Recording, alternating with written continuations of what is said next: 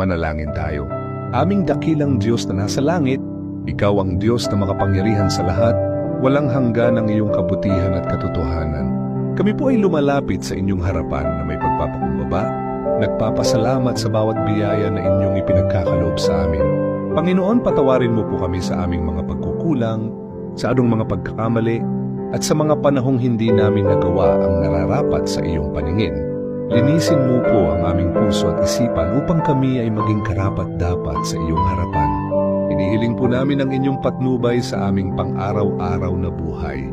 Naway bigyan mo po kami ng karunungan upang aming maunawaan ang iyong mga salita at maisabuhay ang mga ito. Pagpalain mo po ang aming pamilya, ang aming kapwa, at ang buong bayan upang kami ay mamuhay ayon sa iyong kalooban. Idinadalangin din po namin ang aming mga kapatid na dumaranas ng pagsubok, ang mga may karamdaman, ang mga nalulumbay, at ang mga nangangailangan.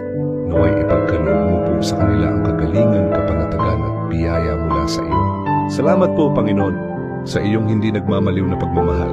Sa iyo namin ipinagkakatiwala ang lahat ng bagay, sapagkat ikaw ang aming Diyos na totoo at tapat.